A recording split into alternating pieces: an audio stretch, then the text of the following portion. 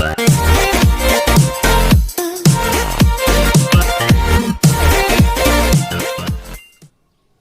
Students, तो आज आप स्टैंडर्ड 12 बीजू चैप्टर एटले के त्रिकोणमितीय प्रतिविधेय विषे बात करीशुं। तो त्रिकोणमितीय प्रतिविधेय में आपने नाम उपरथी शुं छे त्रिकोणमितीय प्रतिविधेय। तो आपणे पहेला प्रतिनी बात नहीं करता, विधेयो त्रिकोणमितीय विधेय। तो त्रिकोणमितीय विधेय विषे आपणे आगळ माहिती मेळवी चूक्या छे। स्टैंडर्ड 11 में थर्ड चैप्टर में त्रिकोणमितीय विधेयो आपणे आवी गया था। एमां आपणे साइन, कोस, टेन, कोट, सेक अने कोसेक विधेय विषे माहिती मेळवी हती। तेमनो प्रदेश गण शुं होय छे, तेमनो विस्तार शुं होय छे ए विषे आपणे माहिती मेळवी हती, अथवा तो सप्रदेश शुं हशे ए विषे आपणे माहिती मेळवी हती।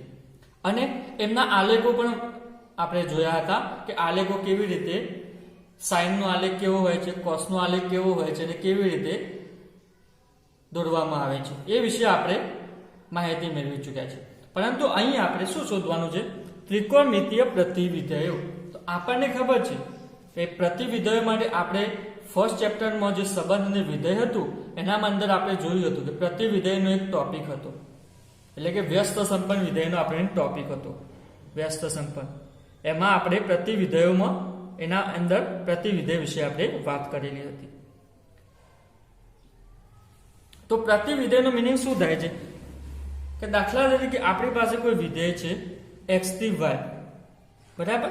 તો આપણે આનું પ્રતિવિધેય કરવું છે તો એને આપણને ખબર છે કેવી રીતે દર્શાવતા હતા, f ના ઉપર -1 ઘાત, એટલે કે એને આપણે બોલવું હોય તો f ઇન્વર્સ, એટલે કે f નું પ્રતિવિધેય f ઇન્વર્સ ક્યાંથી ક્યાંનું હોય આપણને ખબર છે y થી x થઈ જાય છે, એટલે કે આનો f નો જે પ્રદેશ ગણ હોય છે એ આપણા f ઇન્વર્સ નો વિસ્તાર સપ્રદેશ ગણ થઈ જાય છે, અને અહીંયા જો f નો સપ્રદેશ ગણ હોય છે તે f ઇન્વર્સ નો પ્રદેશ ગણ થઈ જાય છે। એ તો આપણને ખબર છે f ઇન્વર્સ આવી રીતે વ્યાખ્યાયિત કરી છે।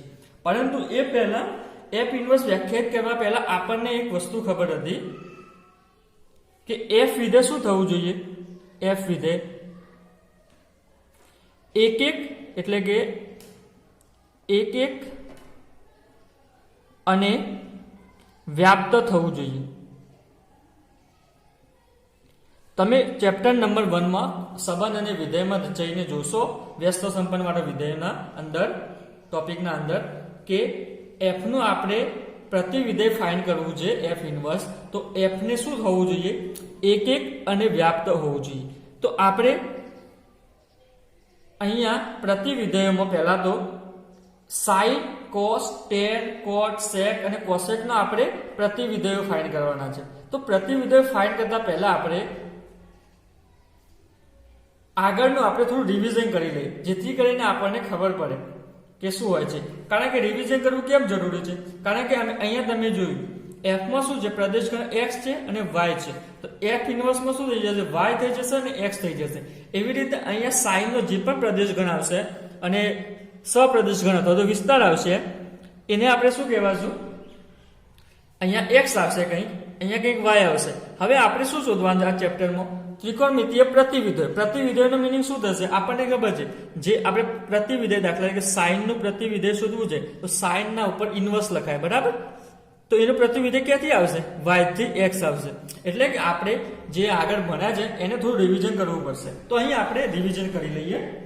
તો અહીંયા જે રિવિઝન છે એમાં આપણે વિધેય ત્રિકોણમિતીય વિધેયો છે આપણા 6, એનો આપણે પ્રદેશ ગણ લખવાનો છે અને વિસ્તાર લખવાનો છે। તો આ આપણે ભણી ગયા છે। તો આપણને ખબર છે સાइन માટે શું આવશે પ્રદેશ ગણ આખો r, એટલે કે વાસ્તવિક સંખ્યાઓનો ગણ, અને પ્રદેશ આ વિસ્તાર જે કેટલો આવે છે આપણને ખબર છે -1 થી 1 સુધી હોય છે। આના સાઇનના આલેખ વિશે પણ આપણે વાત કરીશું, પરંતુ એ જે આપણે પ્રતિવિધેય શીખશું એની સાથે સાથે કરીશું એટલે આપણને સારી રીતે ખબર પડે। તો સાइन નો આલેખ મેં અહીંયા ખાલી ફટાફટ બતાવી દઉં છું કેવો હોય છે। અહીંયા -1 થી 1 સુધીનો જ હોય છે, બરાબર। તો હવે આવી જઈએ આપણે કોસ વિધેય। કોસ વિધેય ક્યાંથી ક્યાંનું હોય છે આપણને ખબર છે સાइन જેવું જ હોય છે, r થી -1 થી 1 સુધીનું હોય છે, ઓકે।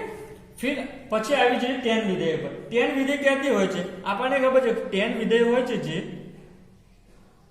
એ આખા r ઉપર તો હોય છે પરંતુ એમાંથી અમુક પોઈન્ટ ઉપર નથી હોતું। એ પોઈન્ટ કેવા હોય છે કે એવા પોઈન્ટ લેવાના x કે 2n + 1 π/2 અને અહીંયા જે n છે એ z માંથી લેવાનો છે. તો આનો મીનિંગ શું થાય છે? આખો r લેવાનો છે, પરંતુ એમાંથી જે π/2 એટલે કે π/2 ના અયુગ્મ ગુણાંકો છે, અહીંયા શું છે 2n + 1, એનો મતલબ શું થાય છે? અયુગ્મ ગુણાંકો, અયુગ્મ સંખ્યાઓનો ગુણાકાર. તો એ બધા આપણે લેવાના નથી અને એનો જે વિસ્તાર આવે છે એ r આવે છે. આ કેમ નથી લેવાના એ હું તમને અહીંયા સમજાવી લઉં ફટાફટ. કારણ કે આપણને ખબર છે સાઇન વિધેય ક્યાંથી ક્યાંનું હોય છે? sin θ/ cos θ, એટલે સોરી sin વિધેય કેવી રીતે વ્યાખ્યાય, આ tan વિધેય કેવી રીતે વ્યાખ્યાયિત કરે છે? sin/ cos. તો આપણને ખબર છે જો નીચે 0 આવી જાય, નીચે 0 એટલે કે cos θ = 0 આવી જાય તો એનો મતલબ શું થઈ ગયો? ઉપર sin θ આવશે અને નીચે કંઈક 0 આવશે. તો આપણને ખબર છે જો ભાગાકારમાં નીચે 0 આવે તો આનો જવાબ શું આવી જાય? ઇન્ફિનિટિવ આવી જાય. એટલે કે આ વિધેય વ્યાખ્યાયિત નથી. ઇન્ફિનિટિવ આપણને ખબર છે કશું છે જ નહીં, શું છે એ પણ ખબર નથી. એનો મતલબ શું થઈ ગયો કે ક્યારે પણ એનો જવાબ ઇન્ફિનિટિવ આવવો ના જોઈએ. તો આપણને ખબર છે કે નીચે ક્યારે 0 ના આવવો જોઈએ. તો આપણને તમે જોઈ શકો છો ગ્રાફ ઉપર, અહીંયા એકમ વર્તુળ ઉપરથી કે cos ની વેલ્યુ 0 ક્યારે આવે છે? તો અહીંયા આગળ 0 આવે છે અને અહીંયા આગળ 0 આવે છે. તો આ શું છે? જો અહીંયા π/2 છે, અહીંયા 3π/2 છે, પછી ઉપર શું આવશે? 5π/2, પછી અહીંયા શું આવશે? 7π/2. એટલે કે અહીંયા આગળ cos ની વેલ્યુ શું આવે છે? 0 આવે છે. અહીંયા 0 અને -1 હોય છે. તો જે પહેલું વેલ્યુ છે cos ની એ વેલ્યુ 0 આવે છે. એનો મતલબ શું થઈ ગયો કે આપણે જે પ્રદેશ ગણ લેશું 10 માં, એમાં આપણે 0 ની એન્ટ્રી નહીં આપી, કે જ્યાં જ્યાં 0 વેલ્યુ મળશે cos ની એને એન્ટ્રી નહીં મળે. તો આપણે જોઈ શકીએ છીએ કે 0 0 ક્યાં મળે છે? તો ઓડ મલ્ટીપલ એટલે કે અયુગ્મ ગુણાંકો હોય, એટલે કે અયુગ્મ ગુણાંકો એટલે 1 સાથે કરું તો અહીંયા બીજું શું આવે? 3 વડે 3π/2, પછી શું આવે? 5π/2. એટલે કે cos ની વેલ્યુ આપણે આ લઈ શકતા નથી. ઓકે, આ તો આપણને ખબર છે. તો એના માટે આપણે આ વેલ્યુ લઈ નથી શકતા. તો કેમ નહીં લઈ શકતા એ મેં તમને અહીંયા બતાવી દીધું. બરાબર? એનો વિસ્તાર તો આપણને ખબર છે આખો r હોય છે, એ તો આપણને ખબર છે. હવે કોટ ઉપર આવી જઈએ. તો કોટ ઉપર પણ આપણે એવી રીતે થોડું વિચારીએ જેવી રીતે આપણે 10 માં વિચાર્યું હતું. આખો r લેવાનો છે, પરંતુ એમાંથી અમુક પોઈન્ટો આપણે નથી લેવાના. કેવા નથી લેવાના? તો અહીંયા તમે જોઈ શકો છો n π, જ્યાં n શું છે? બિલોંગ્સ ટુ z છે અને એનો વિસ્તાર તો r છે. તો મેં n π વાળા એલિમેન્ટો કેમ નથી લેવાના x ની જગ્યાએ? કારણ કે આપણને ખબર છે કે cos વિધેય છે એ કેવી રીતે લખીએ છીએ આપણે? cos θ, અથવા તો અહીંયા x છે તો હું x લખું, તમને સારી રીતે ખબર પડે, અને sin θ, sin x. તો cos x / sin x બરાબર શું થશે? tan x થશે. cot x થશે. cot x થશે. તો cot x માં હવે તમને ખબર છે કે નીચે જે આવે ભાગાકારમાં એમાં 0 ના થવું જોઈએ. તો અહીંયા શું છે? sin વિધેય છે, sin x. તો sin વિધેય ક્યારે પણ 0 ના થવું જોઈએ. બરાબર? હવે તમે જુઓ છો કે sin વિધેય પહેલા તો આપણે જોઈ લઈએ કે sin વિધેય ક્યાં ક્યાં આગળ 0 થાય છે. તો આપણને ખબર છે કે sin વિધેય અહીંયા હોય આવું એકમ વર્તુળ, તો અહીંયા આગળ 0 થાય છે અને અહીંયા આગળ 0 થાય છે. તો અહીંયા શું આવે છે? 0 π, પછી બીજું શું આવે છે? 2π, 3π, પછી 4π, 5π. તો આ બધા એલિમેન્ટો આવે છે. એટલે કે n π, જો n π, n બરાબર શું લેવાનો છે? z માંથી લેવાનો છે. એટલે કે તમે 1 π લઈ શકો, 2 π લઈ શકો, n બરાબર 2 લો તો 3 લો તો 3 π આવે, 4 લો તો 4 π આવે. એનો મતલબ શું થઈ ગયો કે અહીંયા 0 ક્યારે આવે છે? જ્યારે હું x બરાબર n π લઉં છું ત્યારે 0 આવે છે. એનો મીનિંગ શું થઈ ગયો કે cot વિધેયમાં આપણે n π બરાબર n π લેશું x બરાબર, તો આપણે cos upon કંઈક 0 આવશે. આ તો ઇન્ફિનિટિવ થઈ જશે. તો આપણે આ તો વસ્તુ લઈ શકતા નથી. તો એ મેં શું કર્યું? એને રિમૂવ કરી દીધું, એટલે કે દૂર કરી દીધું. ઓકે, તો અહીંયા એ જ મેં કર્યું છે, r માઇનસ આ દૂર કરી દીધું છે અને વિસ્તાર તો આપણને ખબર છે r આવે છે. હવે આવી જઈએ આપણે sec વિધેય ઉપર. તો sec વિધેય આપણને ખબર છે આખો r જ છે, પરંતુ આ secમાં શું હોય છે? જુઓ, અહીંયા sec વિધેય હોય તો secમાં શું હોય છે? 1/cos ઓકે, એનો મતલબ શું થઈ ગયો કે cos આપણને 0 ના થવું જોઈએ. અને આવું ને આવું ક્યાં હોય છે? tan માં હોય છે. tan માં શું હોય છે? 1/cos x હોય છે. એટલે કે cos x sin x/cos x હોય છે. એટલે કે cos x આપણે 0 ના થવું જોઈએ. અને અહીંયા પણ શું છે? cos x 0 ના થવું જોઈએ જો આપણે વિધેય વ્યાખ્યાયિત કરવું હોય તો. કારણ કે આપણને ખબર છે વિધેય ક્યારે વ્યાખ્યાયિત થાય? અહીંયાથી અહીંયા કંઈક જવું જોઈએ. પરંતુ અહીંયા જો કોઈ x ની વેલ્યુ હું પાઈ લઈશ, એટલે કે અથવા તો 2n cos π/2 લઈશ, એટલે હવે cos 90 અથવા તો π/2 લઈશ, તો π/2 ની વેલ્યુ શું આવે છે આપણને ખબર છે? 1/cos π/2. તો π/2 ની વેલ્યુ શું આવે છે? cos 90 ની કિંમત 0 આવે છે. એટલે કે અહીંયા આવશે 1/0. તો 0 તો ઇન્ફિનિટી થાય છે. તો અહીંયા આપણે બીજી બાજુ ક્યાં લઈ જશું? ઇન્ફિનિટી તો અહીંયા ક્યાંય એક્ઝિસ્ટ કરતું જ નથી. બરાબર? તો ઇન્ફિનિટીની વાત આપણે કાઢી જવાની. હવે એનો મતલબ શું થઈ ગયો? આનો સેકનો વિસ્તાર કોના જેવો આવશે? tan જેવો આવશે. તો tan માં કેવો છે એ જ લખી દો. x બરાબર 2n + 1 π/2 અને જ્યાં n છે એ z માંથી લેવાના છે. અને એનો વિસ્તાર છે એમાં જો r -1 થી 1. હવે આ -1 થી 1 કેમ આપણે કાઢી દીધા એ બી આપણને ખબર છે. કારણ કે sec એટલે શું થાય? cos નો ઉલટો. તો cos નું આપણે ઉલટું કરીશું તો અહીંયા -1 થી 1 વાળો જે પોર્શન છે એ કાઢી દેવો પડશે. કારણ કે આપણે શું કરીએ છીએ? 2n + 1 π/2 વાળું જે આવે છે એ કાઢી નાખ્યું છે એના માટે. બરાબર? હવે લાસ્ટ ઉપર આવી છે cosec. તો cosec પણ આપણને ખબર છે કોના જેવું હશે? cot જેવું હશે. કારણ કે cot માં શું આવે છે? cos/sin આવે છે. અને cosec માં પણ શું આવે છે? cos/sin આવે છે. એટલે કે નીચે બંનેમાં sin આવે છે. એનો મીનિંગ શું થઈ ગયો? કે cot જેવું આવશે. તો cot જેવો વિસ્તાર લખી દો. તો x where x = x n π અને n શામાંથી લેવાના છે? z માંથી લેવાના છે. અને એનો જે વિસ્તાર આવે છે એ શું આવે છે? r -1 થી 1 આવે છે. બરાબર? આ તમને ખબર છે. હવે આના આલેખ પણ આપણે ભણીશું, પણ આગળ ભણીશું તો જ્યારે આપણે પ્રતિવિધેયોની વાત કરીશું એની સાથે.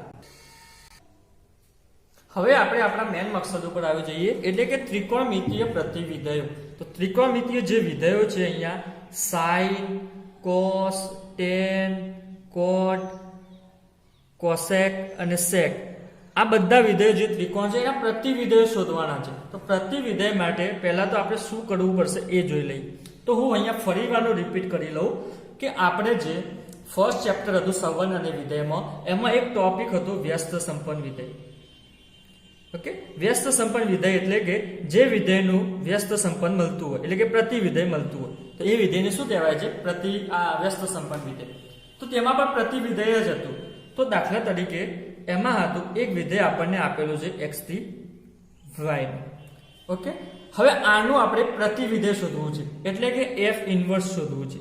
તો પ્રતિવિધેય માટે ત્યાં આગળ શું કરતા હતા એના પહેલા જોઈ લઈએ.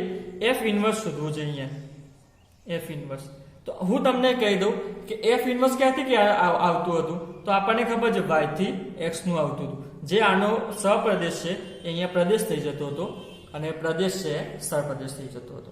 પરંતુ એ પહેલા જો f ઇન્વર્સ આપણે શોધવું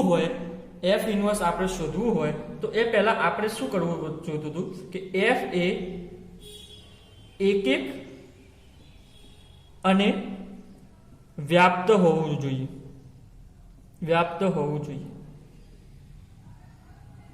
બરાબર?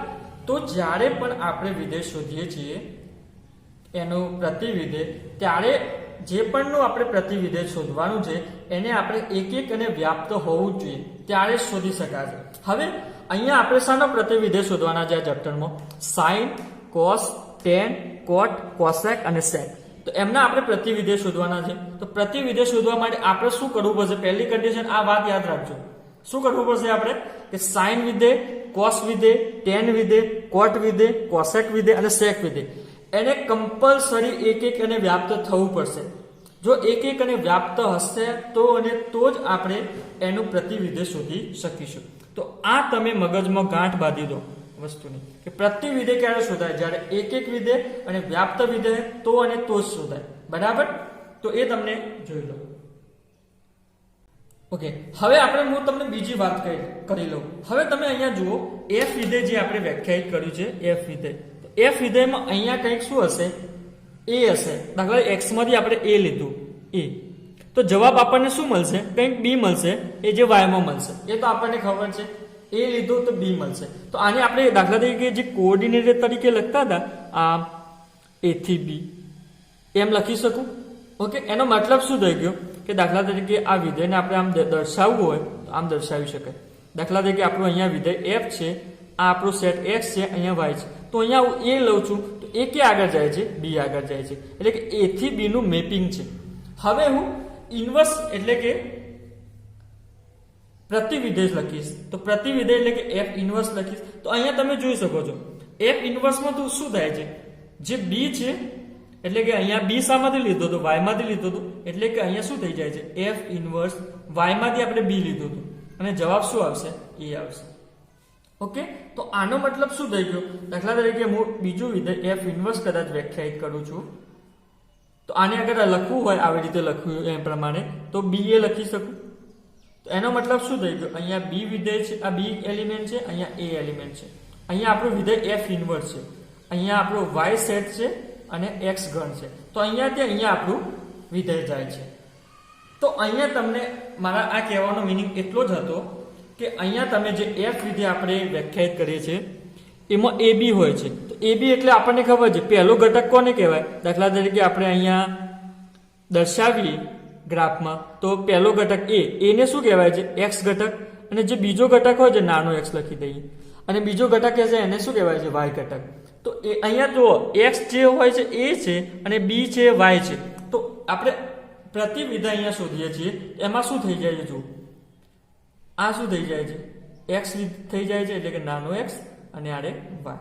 એટલે કે અહીંયા જે એક્સ હોય છે અહીંયા વાય થઈ જાય છે. એટલે કે એ શું હતું? એક્સ હતો, તો અહીંયા એ શું થઈ ગયું? વાય થઈ ગયો, કોઓર્ડિનેટ.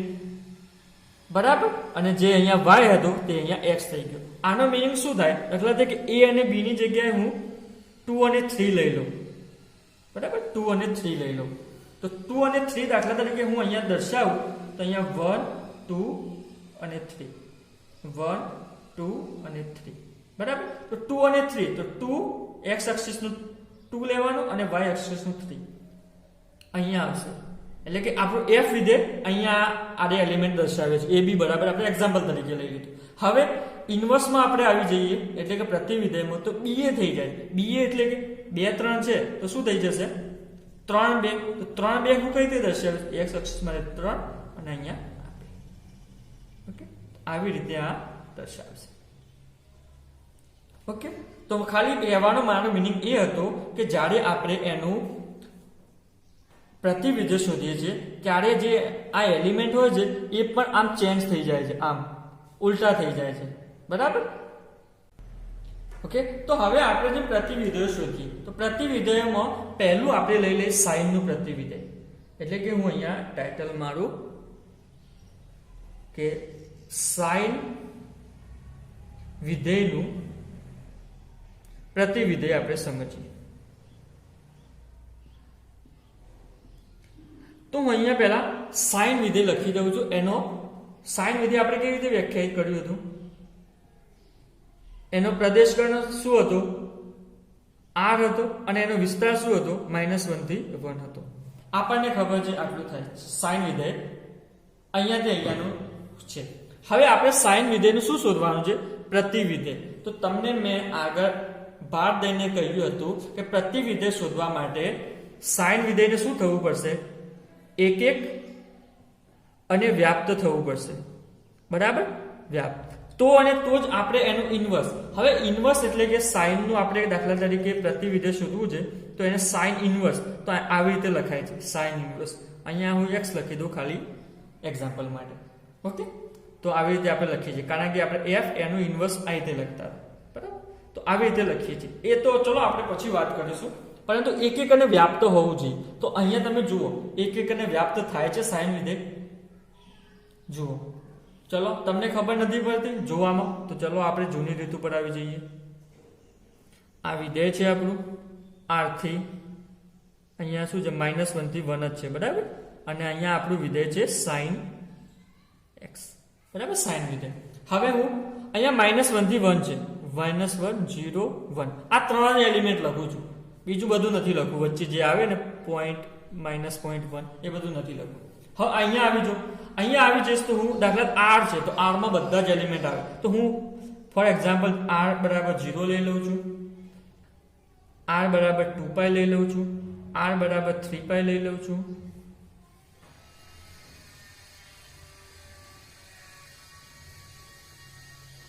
r બરાબર 4π લઈ લઉં છું.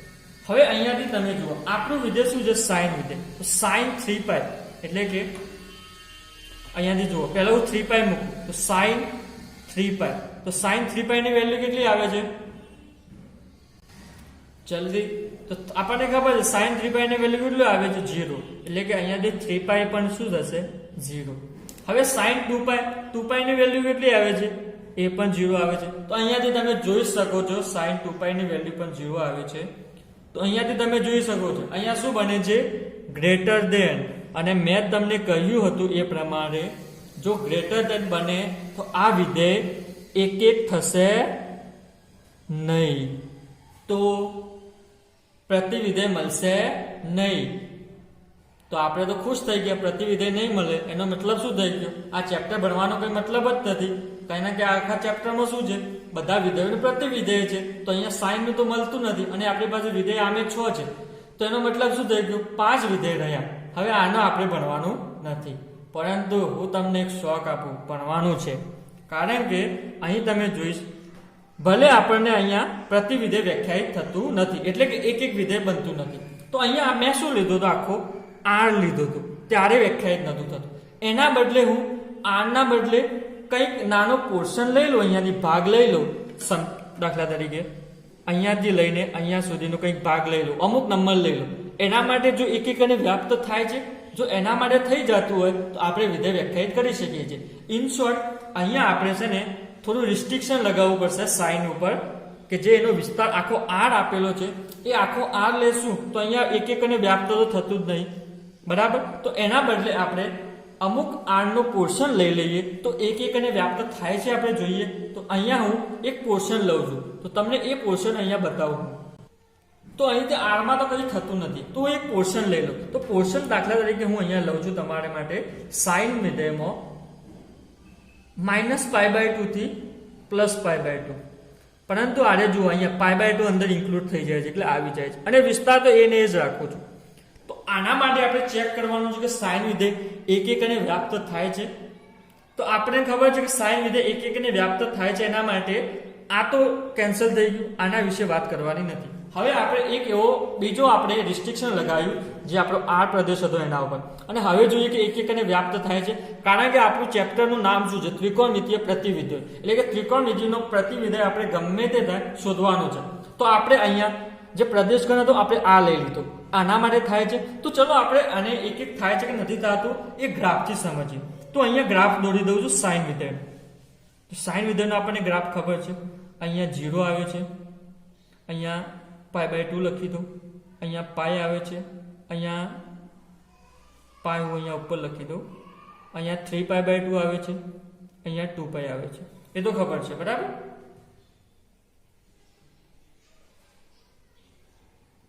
હવે અહીંયા શું આવશે, -π/2 આવશે સંખ્યા રેખા ઉપર, બરાબર. આ તો આગળ સુધી જાય જ છે. અહીંયા તો અહીંયા શું આવશે, -π/2, અહીંયા -π,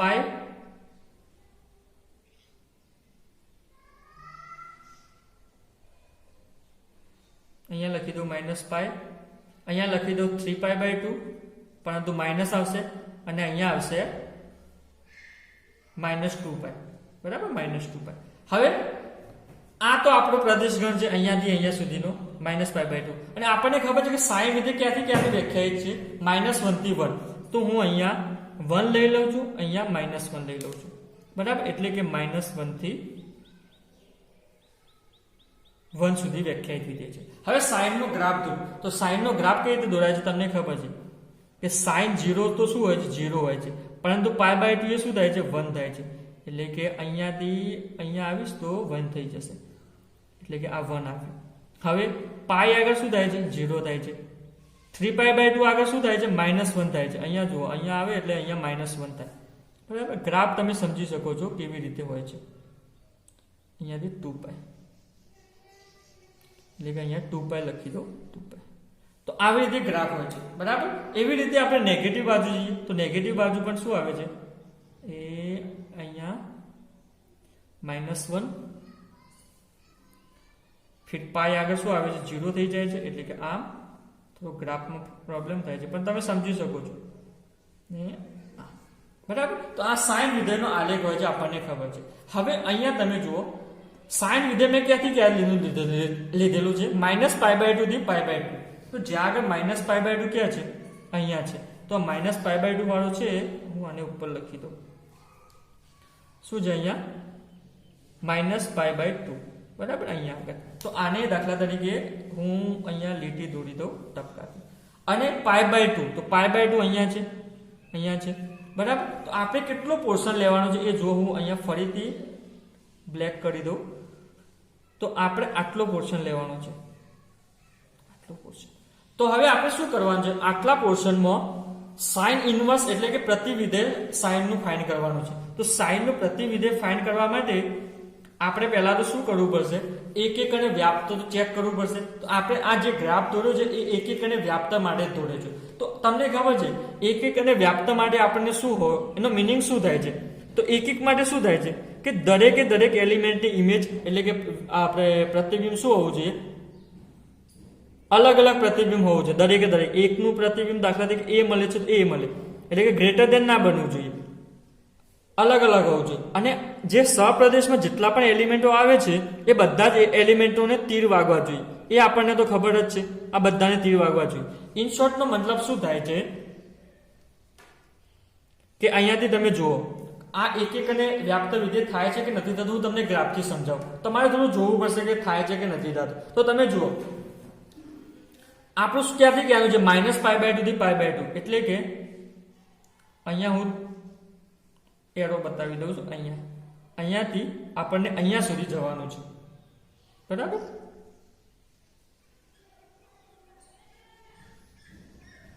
અહીંયાથી અહીંયા સુધી જવાનું છે, અહીંયાથી અહીંયા સુધી. અને આપણો વિસ્તાર શું છે? -1 થી 1. એટલે કે આ તો -1 થી 1 આટલો વિસ્તાર છે, -1 થી 1. ઓકે. તો અમે એક એક વિધેય અને વ્યાપ્ત વિધેય થાય છે એ જોવું હોય તો આપણને ખબર છે અહીંયાથી આપણે શું લેવાનું છે? -π/2 થી π/2 માં કોઈ પણ વેલ્યુ લેવાની છે. તો તમે જુઓ, હું અહીંયા આ વેલ્યુ લઈશ તો મને સપ્રદેશમાં શું મળશે? આ વેલ્યુ માટે ગ્રાફ અહીંયા શું મળે છે? આ મળે છે. આ વેલ્યુ માટે આ મળે છે. આ વેલ્યુ માટે આ મળે છે. x ની વેલ્યુ આ માટે અહીંયા આવી જાય છે. y ની આ એટલે કે 0 માટે તો 0 છે, -π/2 માટે -1 છે, π/2 માટે -1 છે, સોરી +1 છે. ઓકે. તો આપણને એનો મતલબ શું થાય? અહીંયાથી તમે જોઈ શકો છો કે f ઇન્વર્સ આપણે સાઇન વિધેય જે છે અહીંયાથી અહીંયાનું આપણે વ્યાખ્યાયિત કર્યું છે એ શું થાય છે? એક એક અને વ્યાપ્ત થઈ જાય છે. તો એક એક અને વ્યાપ્ત થઈ જાય તો આપણે શું કરી શકીએ? એનું પ્રતિવિધેય શોધી શકીએ. ઓકે. તો હું તમને ફરી વાર બતાવું કે એક એક અને વ્યાપ્ત કઈ રીતે થાય છે. તમે જોઈ શકો છો અહીંયા ગ્રાફ માટે આપણો એલિમેન્ટો લેવાના છે આમાંથી. એટલે કે આપણો એલિમેન્ટ લેવાની જે હદ છે એ -π/2 અહીંયા છે. અહીંયાથી લઈને આ π/2 આપણું અહીંયા છે. અહીંયા સુધીની આપણી હદ છે. આમાંથી આપણે એલિમેન્ટ લેવાના છે. એટલે કે આ સંખ્યા રેખા છે એમાંથી આપણે એલિમેન્ટ લેવાના છે. અને શું દર્શાવવાનું છે કે આ દરેક એલિમેન્ટનું શું મળે છે? આપણને એક જ પ્રતિબિંબ મળે છે એક એક માટે. અને બીજું શું દર્શાવવાનું છે કે આમાં દાખલા તરીકે અહીંયા -1 થી 1 છે. તો -1 થી 1 જેટલા એલિમેન્ટો આવે છે અંદર એ બધાને તીર વાગેલા હોય છે. તો અહીંયાથી તમે ચોખ્ખું જોઈ શકો છો. દાખલા -π/2 અને π/2 વચ્ચે કોઈ પણ નાનામાં નાનો નંબર લઈશ, દાખલા તરીકે -π/2 છે તો એના આગળ કદાચ અહીંયા એલિમેન્ટ આવે નાનો, તો એના માટે પણ અહીંયા આપણે ગ્રાફ મળે જ છે. અહીંયા ક્યાંક આના માટે અહીંયા ક્યાંક મળશે, આના માટે અહીંયા ક્યાંક મળશે. એટલે કે અહીંયા એક જ પ્રતિબિંબ મળે છે. જો ગ્રાફમાં બે પ્રતિબિંબ મળે તો બે પ્રતિબિંબ કઈ રીતે દર્શાવાય? તમને કદાચ ખબર ના આવે કે બે પ્રતિબિંબ કઈ રીતે મળે છે. તો અહીંયા તમે જોઈ શકો છો. દાખલા તરીકે અહીંયા x છે, અહીંયા એક 1 છે અને અહીંયા 2 છે. તો તો એક એક નહીં થાય એવું સમજવું છે તમારે. દાખલા તરીકે કોઈ આપણે અહીંયા ખબર નથી પડતી કે એક એક કઈ રીતે થાય છે, તો ના થાય એ સમજીએ આપણે. કેવી રીતે ના થાય એ દેખાય છે. તો ના થાય એનો મતલબ શું? આવું કોઈ કંઈક ગ્રાફ હશે. ના થાય એનો મતલબ શું? કોઈ પણ બે અહીંયાથી આપણે લેશું એના માટે આપણે જવાબ એક જ મળતું હશે. તો દાખલા તરીકે આપણે અહીંયા લઈ શકીએ છીએ -1. તો આપણે દાખલા તરીકે અહીંયા વિધેય લઈએ f of x બરાબર માનાકમાં x લઈ લઈએ. તો માનાકમાં x વિધેય લેશું તો શું આવશે? 1 નો જવાબ શું આવશે? 1 આવશે. એટલે કે અહીંયાથી અહીંયા આ આવશે. અને -1 નો જવાબ પણ શું આવશે? 1 આવશે. બરાબર. તો આપણે આ વિધેયને શું કહી શકીએ છીએ? કે એક વિધેય નથી. બરાબર. તો એનો મતલબ શું? કે બે જણનો જવાબ એક જ આવે છે. બે જણનો જવાબ એક જ આવે છે. તો પરંતુ અહીંયા આપણે જોઈ શકીએ છીએ ક્યાંય પણ કોઈ પણ આપણે અલગ અલગ ઘટકો લેશું તો એનો જવાબ એક ક્યારેય નહીં આવે. એક ક્યારેય નહીં આવે. બરાબર. એને એટલે આપણે મિનિંગ શું થઈ ગયું? ગ્રેટર દેન ક્યારેય નહીં બને. તો અહીંયા આપણે જોઈ શકીએ છીએ આ વિધેય એક એક તો છે અને વ્યાપ્ત પણ દેખાય છે. દાખલા તરીકે આ -1 થી 1 નો ગાળો છે. બરાબર. -1 થી 1 ના ગાળા. તો -1 થી 1 ના ગાળામાં આપણે કોઈ પણ એલિમેન્ટ લેશું અહીંયાથી અહીંયા તો એનું આપણે ઉલટું અહીંયા મળશે. બરાબર. દાખલા તરીકે -1 થી 1 ના ગાળામાં છે તો હું દાખલા તરીકે 1 લઉં તો 1 નો ઉલટું એટલે કે આપણને ખબર સાઇન વિધેય. તો સાઇન 90 ની વેલ્યુ શું આવશે? 1 આવશે. એટલે કે હું જો 1 લઈશ અહીંયા તો અહીંયા જે સાઇન 90 થતું હશે એ આવશે બિંદુ. એટલે કે એનું આપણને ઉલટું પણ મળે છે. આપણે આ થોડું સમજવું થોડું કાઠું તો છે પરંતુ અહીંયા ગ્રાફથી તમે સમજી શકો છો કે ગ્રાફમાં ક્યારે ઇન્ટરસેક્શન થતું નથી. અને જો 1 1 નહીં થતું હોય તો એનો ગ્રાફ આવો કંઈક હશે. આમ હશે. એટલે કે બે રેખાઓ ક્યાંક ભેગી થતી હશે એમના ગ્રાફમાં. મોસ્ટલી એવું હશે. ઓકે. કારણ કે એનો ભેગી થાય એનો મિનિંગ શું થાય છે કે અહીંયા આગળ કોઈ બિંદુ છે એનો પણ આ જવાબ આવે છે અને અહીંયા આગળ કોઈ બિંદુ છે એનો પણ આ જવાબ આવે છે. એટલે કે ગ્રેટર દેન બને છે. એવું આપણે ચાલશે નહીં. તો હવે આપણને ખબર પડી ગઈ, અહીંયાથી તમે સમજી ગયા કે એનું પ્રતિવિધેય તો મળે છે. તો હવે પ્રતિવિધેય મળે છે તો પ્રતિવિધેય પણ શોધી લઈએ. તો પ્રતિવિધેય ક્યાંથી ક્યાં મળશે એ પણ તમને ખબર છે.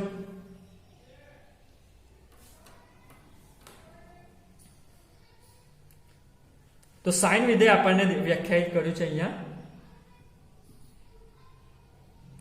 હું ટપકા કર્યું એટલે -π/2 થી π/2 અને વિસ્તાર છે -1 થી 1. હવે આપણને ખબર છે કે સાઇન ઇન્વર્સ શોધશું એટલે કે સાઇન નું પ્રતિવિધેય શોધશું તો આ શું થઈ જશે? પ્રદેશગણ થઈ જશે. એટલે કે -1 થી 1. અને આ શું થઈ જશે? સપ્રદેશગણ થઈ જશે. એટલે કે વિસ્તાર થઈ જશે અહીંયા. બરાબર. ઓકે. તો અહીંયા તમે સાઇન વિધેય મેં ફરીવારનું વ્યાખ્યાયિત કર્યું છે. સાઇનનો આલેખ દોર્યો છે. તો સાઇન વિધેયમાં આપણે જોયું કે સાઇન ઇન્વર્સ સાઇન વિધેય આપણે અહીંયા કેવી રીતે વ્યાખ્યાયિત કર્યું છે? -π/2 થી +π/2. એટલે કે અહીંયા -π/2 થી +π/2. એટલે કે આપણે અહીંયા સુધી વ્યાખ્યાયિત કર્યું છે. એનો મતલબ શું થઈ ગયો? આટલા પોર્શનમાં આપણું વિધેય શું થઈ જાય છે? એક એક અને વ્યાપ્ત થઈ જાય છે. બરાબર. હવે તમે જોઈ શકો છો આ વિધેય અહીંયા એક એક અને વ્યાપ્ત થઈ જાય છે. એવું ને એવું અહીંયા પણ એક એક અને વ્યાપ્ત થઈ જાય છે. દાખલા તરીકે હું અહીંયાથી સ્ટાર્ટ કરું, અહીંયાથી લઈને અહીંયા. તો અહીંયા પણ તમે જોઈ શકો છો એના જેવો જ આકાર બને છે. એટલે કે એક એક અને વ્યાપ્ત અહીંયા પણ થઈ જાય છે. એટલે કે આ વિસ્તાર કયો છે? બીજો π/2 થી 3π/2. બરાબર. અને પહેલો આપણો હતો -π/2 થી π/2. ઓકે. એવી રીતે આગળ જઈએ તો 3π/2 થી અહીંયા ક્યાંક આવશે 5π/2. ઓકે.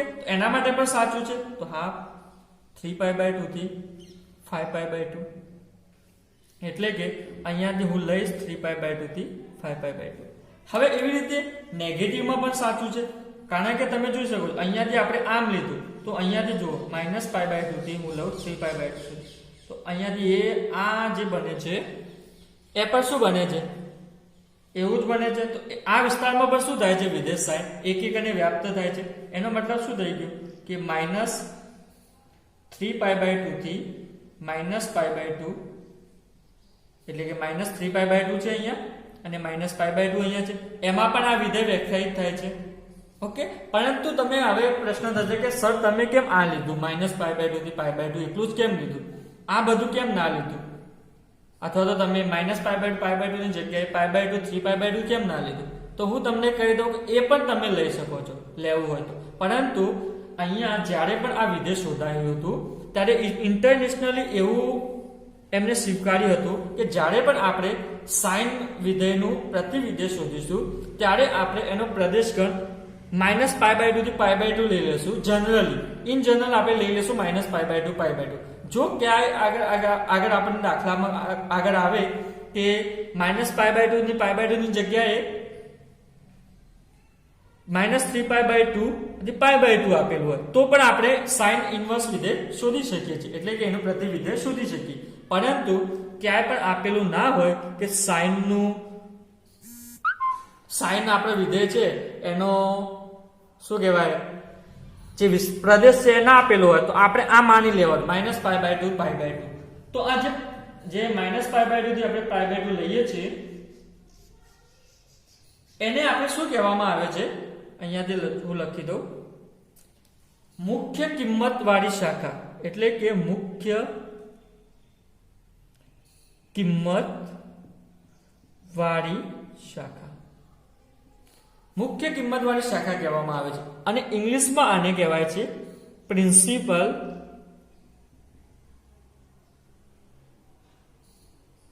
વેલ્યુ બ્રાન્ચ કહેવામાં આવે છે. બ્રાન્ચ એટલે ડાળી અથવા તો શાખા કહેવામાં આવે છે. એટલે કે આને પ્રિન્સિપલ વેલ્યુ ઇન શોર્ટ આમાં કહેવામાં આવે છે. ઓકે, તો જ્યાં પણ આપણે લેશું, હવે આવી રીતે આપણે સાઇન વિધેયમાં કર્યું એવી રીતે કોસમાં પણ આવો પ્રિન્સિપલ વેલ્યુ મળશે, ટેનમાં પણ મળશે. એટલે કે મુખ્ય કિંમત વાળી શાખા, આપણે શાખા કઈ કહેવાની, મુખ્ય કિંમત વાળી. તો મુખ્ય કિંમત વાળી શાખા કઈ લઈ લેવાની, યાદ રાખજો, સાઇનમાં -π/2 થી π/2. બરાબર. ઓકે, તો હવે આપણે ઇન્વર્સ ઉપર આવી જઈએ, એટલે કે પ્રતિવિધેય ઉપર આવી જઈએ. બરાબર. તો પ્રતિવિધેય માટે પહેલા આપણે સાઇન વિધેય, મેં જે રીતે અહીંયા સાઇન વિધેય આપણે ક્યાંથી કહેવાનું છે, -π/2 થી π/2 નું છે. તો સાઇન વિધેય -π/2 એટલે કે અહીંયાથી લઈને અહીંયા સુધીનું છે. આપણે મેન વાત ક્યાંથી ક્યાં કરવાની છે, અહીંયાથી -π/2 થી π/2 સુધી કરવાની છે. તો એને મેં ડાર્ક કરી દીધી અને આને શું કહેવામાં આવે છે, મુખ્ય શાખા કિંમત અથવા તો મુખ્ય કિંમત શાખા. ઓકે, એ તો આપણને ખબર છે. તો એ લઈ લીધી. હવે આપણે આ f વિધેય છે અથવા તો સાઇન વિધેય છે એનું પ્રતિવિધેય એટલે કે સાઇન ઇન્વર્સ શોધવાનું છે. તો સાઇન ઇન્વર્સ ક્યાંથી ક્યાંનું હશે, -1 થી 1 થી -π/2 થી π/2 આપણને ખબર છે. હવે સાઇન ઇન્વર્સ જે છે હું અહીંયા ડ્રો કરીશ કે એનો આલેખ કેવી રીતે આવશે. બરાબર. તો આપણે આલેખ કરવાનો છે. તો આલેખ આપણે શોધીએ. તો આલેખ માટે તમારે શું કરવાનું છે, મારી મદદ કરવાની છે. તમે તૈયાર છો મદદ કરવા? ઓકે, તો આ તમારે થોડી તાકાત લગાવવાની છે. ક્યાં આગળ તાકાત લગાવવાની છે, અહીંયા નીચે, અહીંયા x અક્ષની. ચલો એના પહેલા આપણે જોઈ લઈએ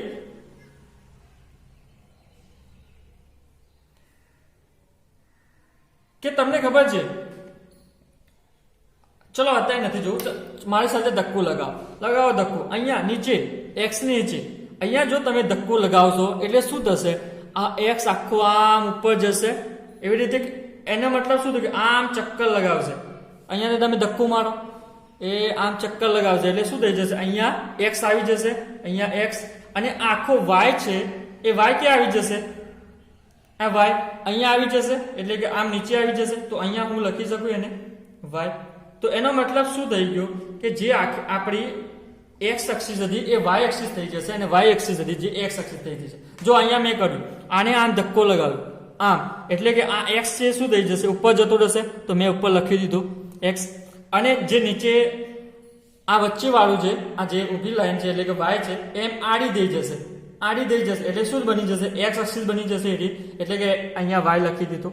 બરાબર. તો તમારે પ્રતિવિધેય શું કરવા માટે પહેલા શું કરવાનું છે, ધક્કો મારવાનો છે મારી સાથે, આમ ધક્કો મારવાનો. હવે ધક્કો તો મારી દીધો. તો હવે ધક્કો માર્યો એ તો આપણને દેખાય કે ધક્કો તો મારતા આવડી ગયો, પરંતુ ધક્કો મારતા આ વિધેય કેવી રીતે બનશે તમે જો. ધક્કો મારતા તો અહીંયા આ ટોપલી છે આપણી, આ પહેલી ટોપલી એ આમ થઈ જશે, આમ ધક્કો મારશે એટલે અહીંયા આમ થઈ જશે. તો હું એમ લખી દઉં. એટલે કે આ ટોપલી ક્યાંથી છે, 0 થી π આગળ છે. તો 0 થી π આગળ આમ થઈ જાય છે, એટલે કે આમ થઈ જાય છે. હવે આ તો આમ થઈ ગઈ. હવે આડી બીજી ટોપલી છે કેવી રીતે થશે, આમ થઈ જશે. આમ ધક્કો મારીશ તો આમ જો અહીંયાથી અહીંયા લઈ ફિટ કરી દીધું તો બરાબર. તો આ ટોપલી ક્યાંથી ક્યાંની છે? પાયથી 2π ની છે તો એ મેં આમ કરી દીધી બરાબર. હવે એવી રીતે આગળ જશે, આપણે આગળ લખવાની જરૂર નથી. હવે અહીંયા 1 તો -1 તો આપણે એવા લખી દીધા બરાબર. તમે જુઓ અહીંયા આમ કરશું તો શું આવશે? -1 અહીંયા આવી જશે, 1 અહીંયા આવી જશે. હવે આ ટોપલી તો પૂરું થઈ ગયું. હવે આ બાજુ આ ટોપલી ક્યાં આવશે? આ ટોપલી આમ કરીશું આપણે, અહીંયાથી ધક્કો મારીશું એટલે આ શું થઈ જશે? નીચે જશે એટલે કે આમ આવી જશે, આમ આમ બરાબર. તો અહીંયા આને થોડી મોટી કરી લો.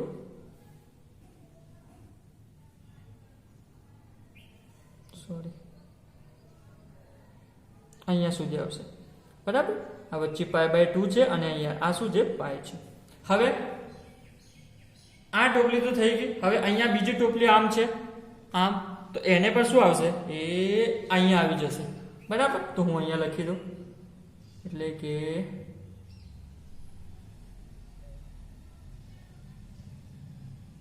અહીંયા લખી દીધી અને અહીંયા -3π/2 છે અને -π છે.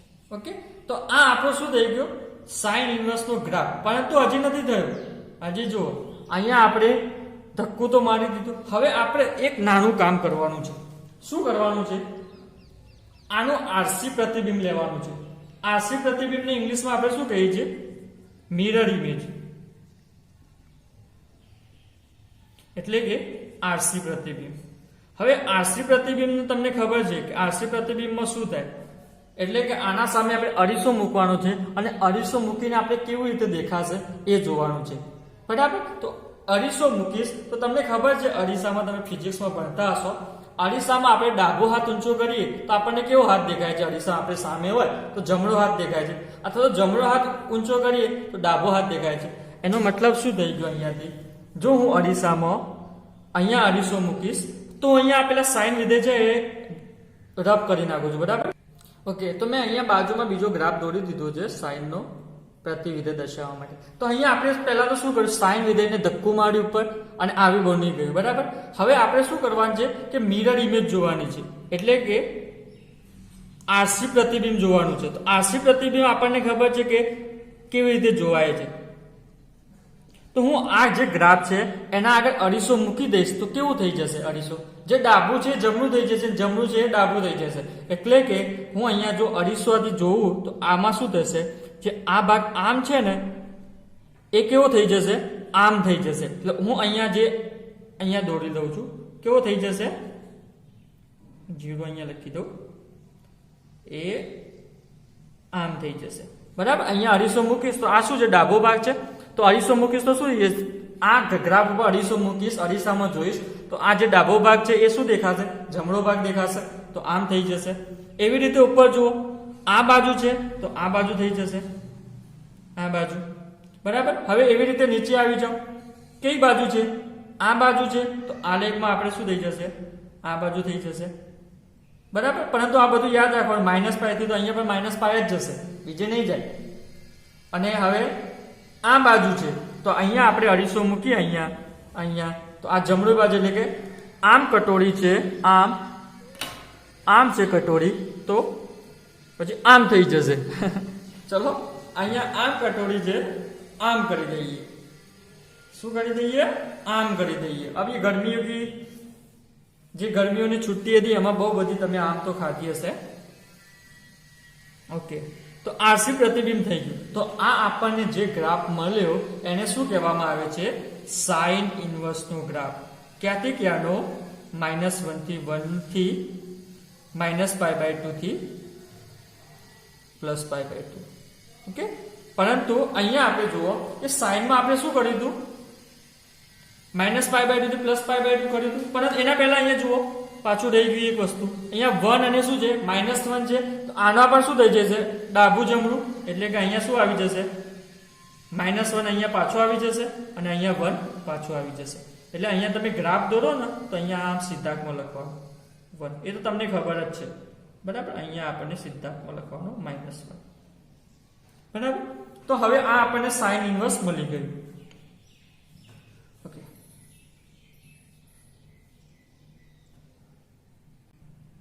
તો હવે અહીંયા આપણને ખબર છે -π/2 કઈ વેલ્યુ છે, મુખ્ય શાખા કિંમત છે. તો અહીંયાથી જોઈ લઈએ -π/2 થી π/2. તો અહીંયા આગળ -π/2 આ છે, એને ઇન શોર્ટ થોડી ડાર્ક કરી લઈએ. તો આપણને ગ્રાફ દોરેલો હોય તો આપણે ખબર પડે કે -π/2 થી π/2 આ છે.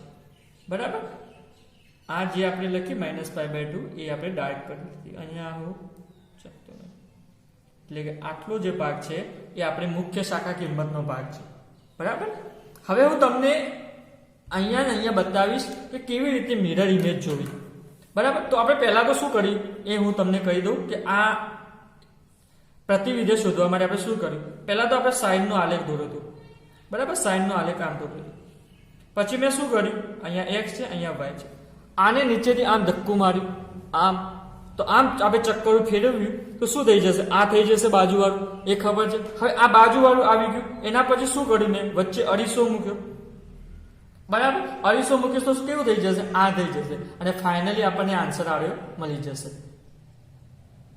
બરાબર, તો એના પહેલા આપણે હું તમને બતાવું કે કેવી રીતે અરીસો મૂકવો. તો આ શું કહેવાય, આ છે, અને આ બીજું કેવી રીતે અરીસો મળે છે હું તમને બતાવું. બરાબર, તો ઓકે, તો અહીંયા તમે જોઈ શકો છો એનું આરસી પ્રતિબિંબ. આ બાજુ જે વિધેય છે કયું છે, સાઇન વિધેય છે. અહીંયા સાઇન વિધેય છે, એટલે કે જમણી સાઈડ જે છે એ સાઇન વિધેય છે, અને એનું ઉલટું ડાબી સાઈડ જે આવે છે એ સાઇન ઇન્વર્સ વિધેય છે. આ સાઇન વિધેય કયું છે કે જે વિધેય આપણે ધક્કો મારીને આમ કરીને ઉપર કર્યું હતું એ વિધેય છે. બરાબર, તો સાઇન વિધેયનું પ્રતિબિંબ જુઓ, જે તમને ડાબી સાઈડ દેખાય છે એ સાઇન ઇન્વર્સ વિધેય છે. તો સાઇન ઇન્વર્સ વિધેયનો તમે ગ્રાફ જુઓ કેવો આવે છે, જે અંદર આવે છે એ જ આવે છે, તમે જોઈ શકો છો.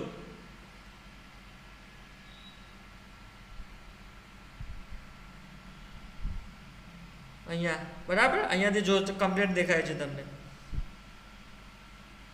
ઓકે, તો એનો મતલબ શું થઈ ગયો કે સાઇન આપણે જે ઊભું કર્યું હતું પ્રતિબિંબ, એટલે કે અહીંયા સાઇન આલેખને જેમ ધક્કો મારીને ઊભો કર્યો હતો એ આલેખ તમારી જમણી સાઈડ છે.